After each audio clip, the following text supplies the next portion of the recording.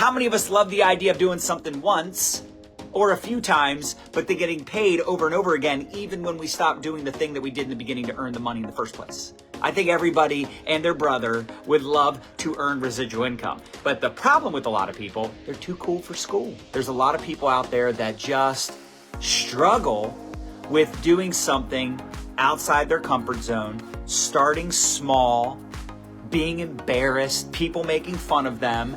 It's hard for people to do something that they know they're not skilled or experienced in. And truth be told, a lot of people make the excuse they're too busy. They're too busy, they got too much going on. But are you busy being busy, or are you busy getting wealthy? I got excited about the possibility, just the possibility of building wealth. And it's amazing to me how people get in and they're at it for a whole 30 days, 60 days, 90 days, and they get so discouraged so easily. And it's like, dude, like, the time is going to pass anyway. 3 years from now, 5 years from now, 10 years from now, you're going to be either glad you started and stuck with it, or regretful that you didn't. And the problem is, because most of us have an employee mindset, we're expecting instant gratification. It's this microwave society where we want everything quick. And I get people telling me, I'm not good at sales. Like, okay, great. What, did you have a point? Like, nobody's good at something that they've never done before, or they haven't put enough time and effort into the thing to get good at it. As an example with sports, were you as awesome at it when you first started playing the sport as you were a year later, 5 years later, 10 years later? And you need to keep that in mind, that most people are struggling with a lot of the mindset stuff that I'm going over right now. They got the stinking thinking, the limiting beliefs. They say, I don't know how to sell, or I don't know what to do every day. Like, hello, welcome to entrepreneurship. Welcome to just being an adult. How many of us are still trying to figure out adulthood? Like, remember when you were a kid and you thought like adults had it all figured out, and then you become an adult and you're like, I don't have it all figured out, right? So with all that being said, you have to always keep the end in mind and think long-term like a business owner. And if you show up to the marketplace with weakness, with neediness, you are going to struggle 100%. 100%. You're not going to win when it comes to marketing, building a business. Like, people follow strength and not weakness. Now, you might say, well, John, I'm not very confident. I'm not confident in sales. I'm not confident in recruiting. Welcome to the club. That's called normal. That's called everybody. That's everybody. Everybody starts off that way. In fact, I'm afraid of the person that's like, let me at him. Let me at him. Like, put me on stage. Put me on the conference call. Let me train. Let me speak. Everybody is nervous. Everybody is when they're new, when they're brand new at something, they lack that confidence because they don't have the experience. It's not about confidence. It's about being courageous. How many of you have heard me share Brene Brown's quote? Choose courage over comfort. Choose courage over comfort. See, most of us stay in our comfort zone because that's easy. See, it's not that hard to make sales. It's not that hard to promote and post on social media, but it's easier not to. It's easier not to reach out to someone we haven't talked to in 5 years. It's easier not to do a live video. It's easier not to plug into training, right? I'd rather watch Netflix and watch that hyper blonde guy, right? I get it. I understand. But the truth is, you have to earn the freedom. You have to earn that residual check, that 6-figure, 7-figure check you're gunning for. And it's going to be hard. If someone told you this was easy, they're either confused or they're just straight up lying. There's no such thing as easy money. Now, there is sleazy money. Let's talk about it. But there's no such thing as easy money. So I need you to show up every day with the mindset of like, okay, I'm building this for the long term. This is going to be challenging, but if it wasn't difficult, then it wouldn't be worth it. If it wasn't difficult, then everybody would be rich. Everybody would have financial freedom and abundance and prosperity. There's a reason most people live paycheck to paycheck. There's a reason most people have more month than money. There's a reason most people have a JOB, just over broke. There's a reason most people are in credit card debt. Most people are dissatisfied with their work. And you know what? There are some people that join network marketing, actually love what they do, but they don't make enough money. Or they make a lot of money, but they own a business that owns them, right? They're an attorney. It's very negative. Or they're a doctor. They're stressed. You know, they have a business. They have like 7 restaurants, 7 different locations. But again, all 7 of those businesses have employees, headaches, overhead, risk, responsibility, stress. And they're looking for a way out. And you have a solution. You have a miracle in your mouth. So every single day, write this down. Every single day, you need to be talking, in my opinion, if you want to be a full-time earner. Okay, so again, this conversation is a little more direct, a little more aggressive than maybe a conversation with someone that just wants to supplement their income and be a part of a community. And they just want to have some fun, make some extra money.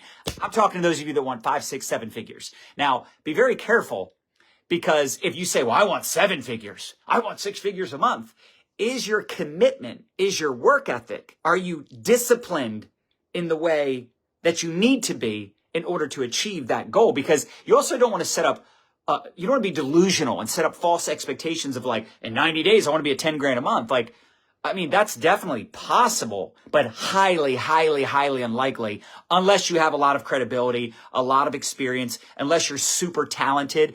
In 90 days, like I've built to 6 figures in 30 days, in 90 days, in prior opportunities, but that was after years and years and years of failure, years and years and years of relationship building and working on me, working on my credibility, all the things. But for those of you that want 6 figures, 7 figures, you want a full-time income, you have to be talking to new people every single day. Now, I said daily and weekly because let's keep it real. You might talk to more people on Monday than you talk to on Sunday. That's fine. I'm not telling you you need to go 8 to faint, work 8 days a week like I used to. I love attraction marketing, but like I always say, you can't sit back twiddling your thumbs waiting for people to inbox you and say, what's the company? What's the product? What you got going on? Now, of course, we don't want you to have commission breath and be a Spamela Anderson, but at the same time, I would rather you be a spammy Tammy and inbox people and message people every day, even if it's uncomfortable, than to sit back waiting for people to inbox you. And this is one of the biggest problems with people is they're not playing the numbers game. They're not talking to enough people. So that's one of the first things. The reason I make so many sales and the reason I recruit so many people, even if it's not every day, and even some weeks are slow. But for the most part, on a monthly basis, like I've already enrolled 5 people this month, new distributors, personally enrolled social marketers. I have a multiple 7-figure business and I'm still starting new teams. And even that little tweak in language, do you see that? Starting a new team. I'm partnering with someone and we're going to start a new team because I'm always starting new teams. I want to lead by example. I want to show people that that's what they should be doing. But the point is, I'm always enrolling new distributors. I'm enrolling, and we call them social marketers in our company. We're always enrolling new customers. Now, again, some weeks are better than others, but I'm always getting new customers. I'm always having new conversations. We call that phase 1. Write that down. Phase 1, money-making activities. A lot of people, they build up a business by doing the things that I'm talking about, building up their business, building up their customer base, and then eventually they go into phase 2, management mode, and they're managing people. And then they go into phase 3, they're managing their managers. Hey, did you talk to Sam to make sure that Sam is doing his referral posts? Hey, Kyle, did you talk to Sarah to make sure Sarah's reaching out to Timmy to make sure Timmy is ATMing his face off? Like, what? Why don't you just reach out to Timmy? Timmy's on your team too.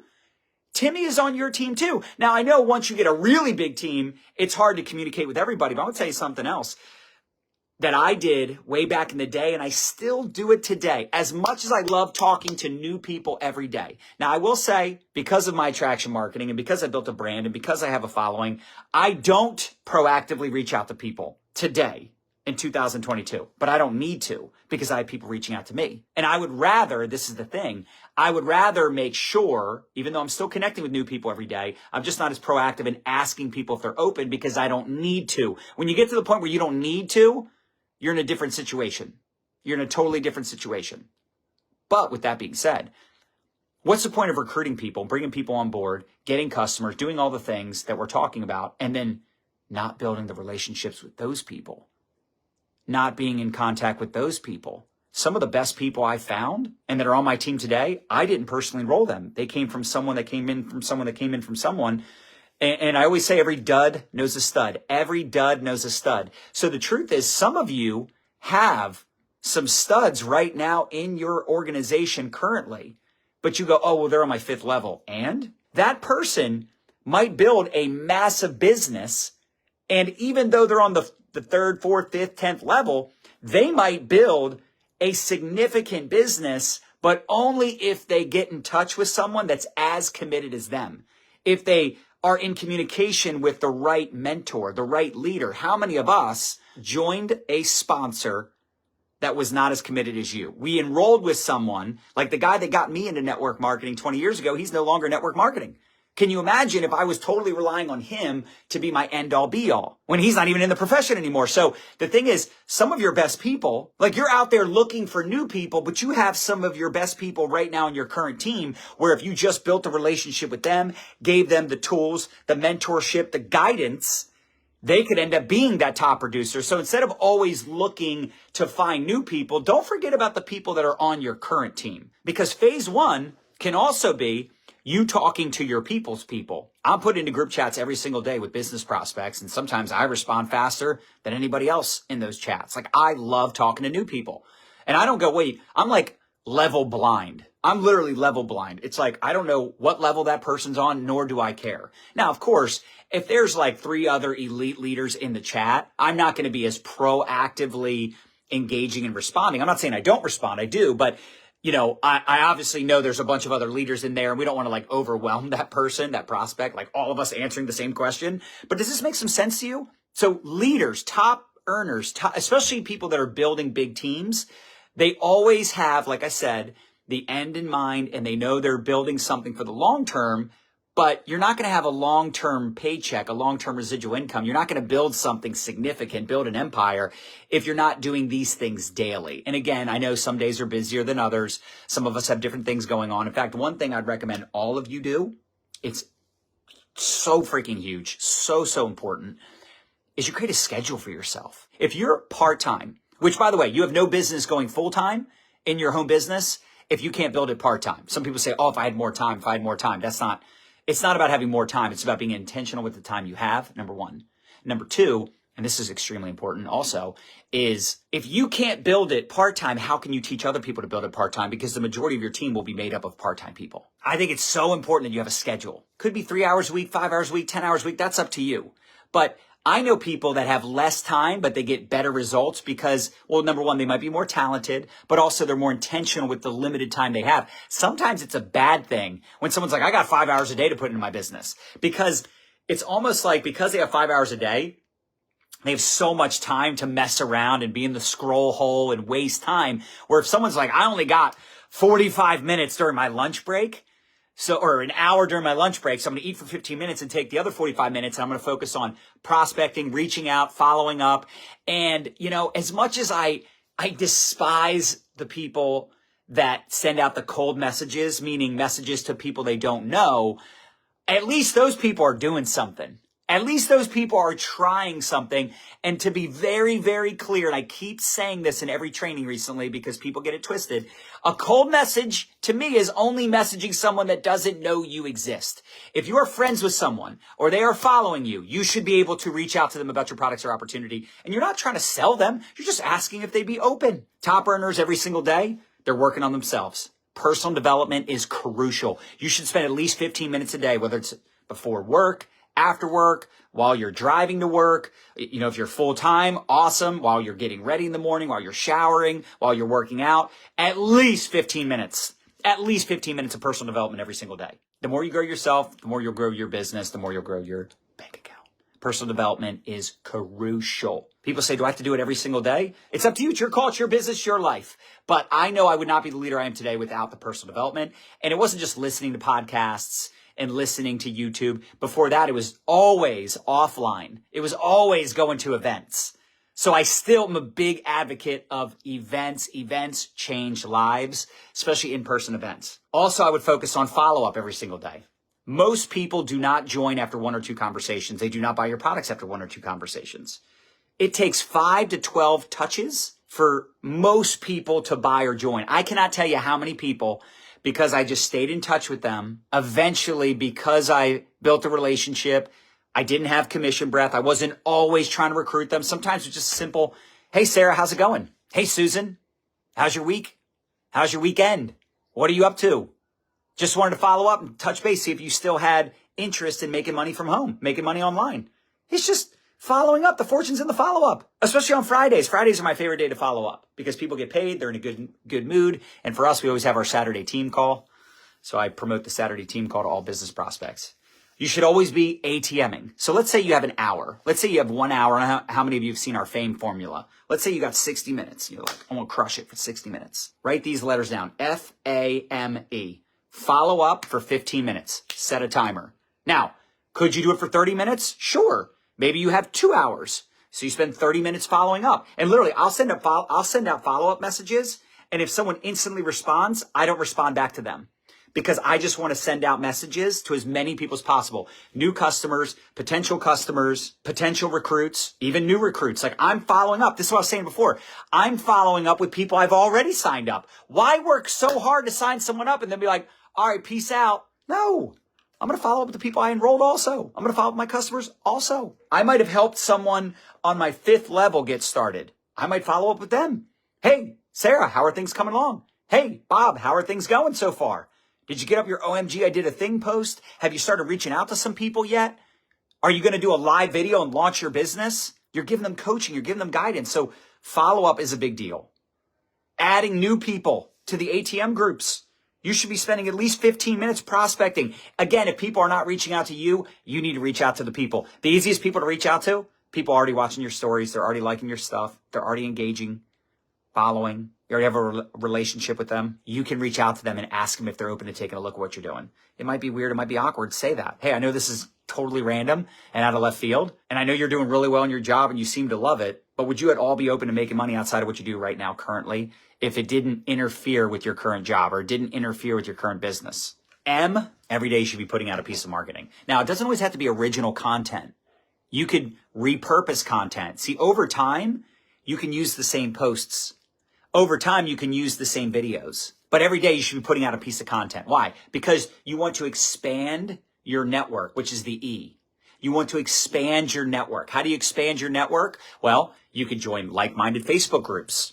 That's a good way. Just make friends. Don't go in there to prospect. Don't go in there to recruit or sell. Go in there to make friends. I've been making friends. I've been collecting friends for years. Be a friend collector, a relationship builder, a question asker. Like, don't always have an agenda. My mindset is I want to approach people that I have a connection with, that I have a conversation with. But if I weren't in the situation I was in today, where I have this big following, and I went back to where I was, where you all are, not all of you, but a lot of you are in that situation, I would be reaching out to people to say, hey, listen, I know this is totally random, totally out of left field, and you may not be open at all, but I at least wanted to share it with you because I'm excited about it. Would you at all be open to fill in the blank? Whatever that thing is that you're doing. Every single day, you got to have those conversations, right? But you should also be adding new friends every single day, making new contacts every single day. And again, I know this is like that fine line. And it's almost like a contradiction. It's like, so am I just becoming friends with people so that I can recruit them and sell them into my... No, but you are looking for people that are positive, that are cool, that you relate to, that you have a good connection with. And hopefully you have a product, or you believe in your opportunity enough, like you have so much belief in what you're doing, that you would feel it would be a disservice not to share it with them. I'm not a secret agent. Like, I want people to know what I do. I want people to know I can offer solutions. And that's really what an entrepreneur is. You solve problems for profits. You're solving problems. You're offering solutions. And a lot of people have something they're missing. They have a lack of fulfillment, a lack of joy, a lack of energy. They're not having good sleep. They're not making enough money. They don't have multiple income streams. Their business might be slower because of the recession, inflation. Like, there's so many different challenges and problems that people may or may not have, but you won't know that if you don't connect with people every single day. And again, sometimes the conversations are not going to go well. Sometimes you will get ghosted, you will get ignored. And some of you are going to get frustrated and discouraged by this. But to me, that's God testing you. How bad do you want it? How bad do you want it? You're going to feel sorry for yourself? No one else feels sorry for you. Don't tell people about your problems. Half don't care and the other half are glad it's you. That's a Les Brown quote. But it's true. You can't have a testimonial if you're never tested. Everybody wants to go to heaven. Nobody wants to die. There's going to be that roller coaster, the ups and downs, the good days and the bad days. This is why you should identify some accountability partners. You should get some sideline brothers and sisters. You guys can work together to encourage one another and love on each other's posts. But every day, man, follow up, ATMing, piece of marketing, expanding your network, making friends, putting out valuable pieces of content. You want to empower, entertain, educate, share something relatable, share something valuable, something shareable. Make sense? To expect to be good at something that you're new at, to expect to be good at follow-up or good at communicating or good at mentorship or relationship building or leadership, like, of course you're going to suck at those things. That's why you're watching me, to get better. I'm helping you speed up the process. I'm pouring into you. You can borrow my confidence and my belief before you have your own. Before you have your own confidence, borrow your upline's confidence. And you might say, well, my sponsor sucks. I can't even get in touch with them. Well, who's in your upline? Who's in your upline? You got to be careful because some of you, once you start making money, then you start living in scarcity. You don't want it to fall apart. And you're just holding on to your business and you're managing your team and you're putting too much pressure on yourself and you're setting expectations on your team. And unfortunately, in this type of business, you can't expect anything from anyone. I know that sucks, but that's why most people get disappointed because they have these super high, crazy expectations. And it becomes discouraging because you're wanting people to want it as bad as you want it. And you're expecting them to do more than they're going to do. And that's why I keep going out there and starting new teams. I lead by example. I'm going to run with the runners, walk with the walkers, crawl with the crawlers, but I'm not spending a lot of time with the walkers and the crawlers. I'm going to spend most of my time with leaders, with the people that are committed, with A players, influencers, people that want to build a business they're doing the things that it takes to be successful. That's who I'm going to spend my time with. And that's who you should spend your time with. And if you go, John, I don't have people like that on my team. Great. That means you have more time to go find those people. Here's what you're looking for. People with WHIP, W-H-I-P, work ethic, hunger, integrity, and they got personal power. That's what you're looking for. The reason I have leaders in my inbox every single week wanting to take a look at our company, or they're just wanting advice on how to build their company, because I'm out there. I'm still doing live videos, and it's fascinating to me that people are like, I wish I had a following like you. I wish I could generate leads, or, I wish I had quality people in my inbox. And I'm like, dude, I do more videos than you do. They're like, yeah, but you're a leader. You've been doing this a while. I'm like, you do know I started doing videos before I was making this kind of money. Before I started doing videos when my business was tanking. I started doing videos because I was so desperate to build a business, and I just wanted to do it online and from home. I did not want to have to do freaking meetings till the end of time. I didn't want to chase the business. I wanted business chasing me.